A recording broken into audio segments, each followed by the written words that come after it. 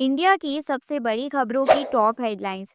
आज मार्केट ने स्टार्ट ही week note पर किया। Nifty 236 points gap down open हुआ है 25,571 और ग्लोबल मार्केट्स की वीकनेस और आईटी इंडेक्स में लगभग 4% की गिरावट के चलते ओपनिंग आवर में थोड़ी वॉलेटिलिटी दिखी, लेकिन ओवरऑल प्रेशर बना रहा।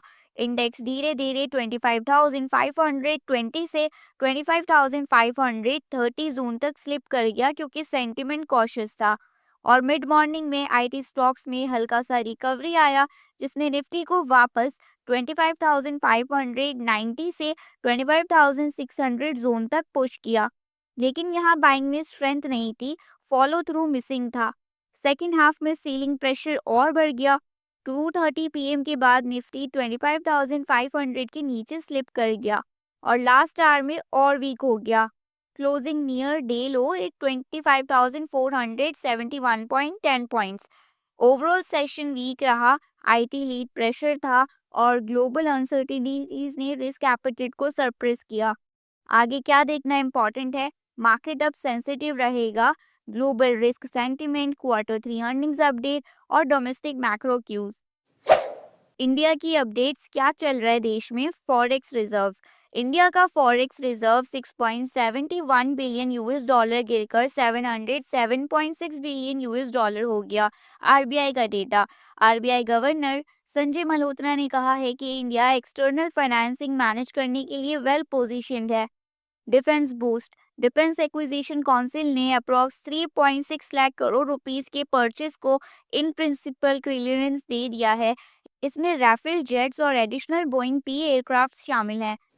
Bond market relief. इंडिया का 10 ईयर यील्ड गिरकर 6.67% आ गया, 3 वीक लो। गवर्नमेंट का डेप्ट स्विच ने नियर टर्म में प्रेशर कम किया।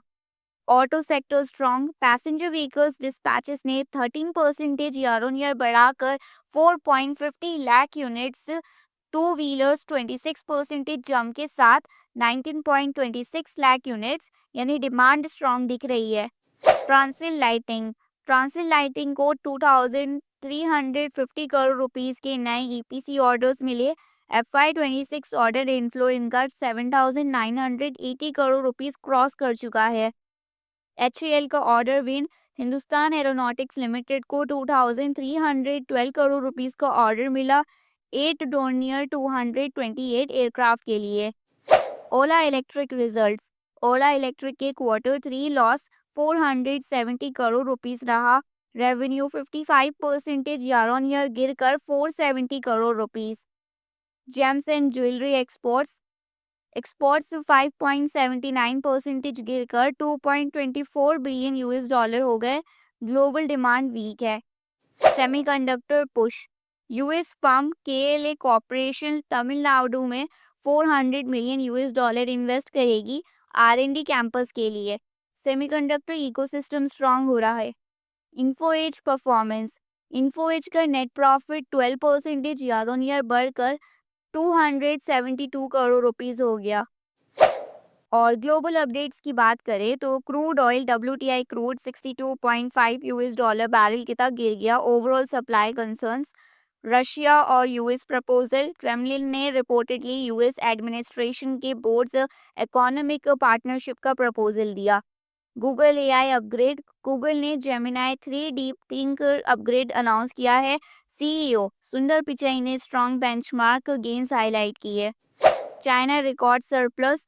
चाइना के Q4 2025 current account surplus record to 242 billion US dollar.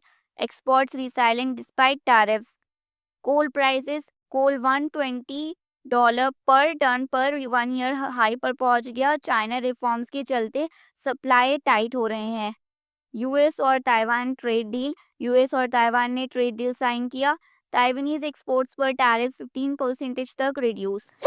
और अगर अर्निंग कैलेंडर की बात करें तो 14 फरवरी 2026 को PTC industries, Anupam Rasayan India, Cello World, KRPL, Religare Enterprises, Diamond Power Infrastructure, Ahluwalia Contracts India, VIP industries, PTC India, Rajesh Exports, Precision Wires India, EFC, Centrum Electronics, Patel Engineering Company, Lux Industries, MVK Agro Food Product।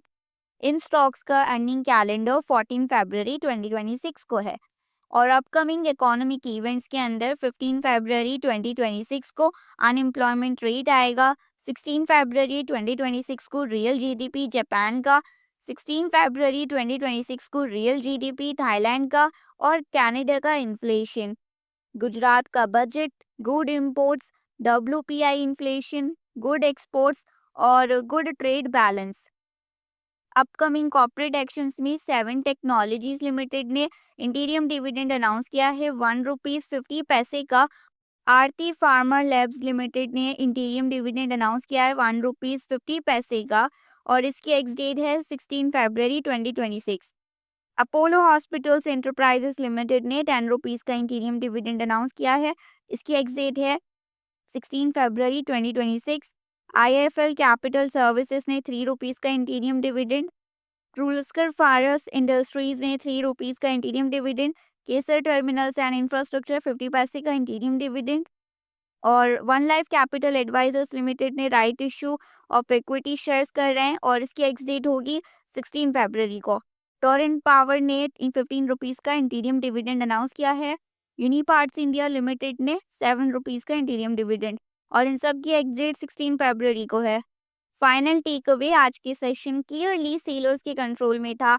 IT weakness और fragile global mood ने market को drag किया।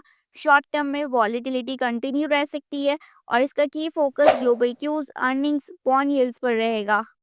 ये video सिर्फ educational purpose के लिए है, stock recommendation या बाइंग एडवाइस नहीं है। कोई भी इन्वेस्टमेंट डिसीजन लेने से पहले एक सर्टिफाइड फाइनेंशियल एडवाइजर से कंसल्ट करें। और अगर आपको वीडियो हेल्पफुल लगा तो लाइक करें, शेयर करें और चैनल को सब्सक्राइब करें। Thanks for watching.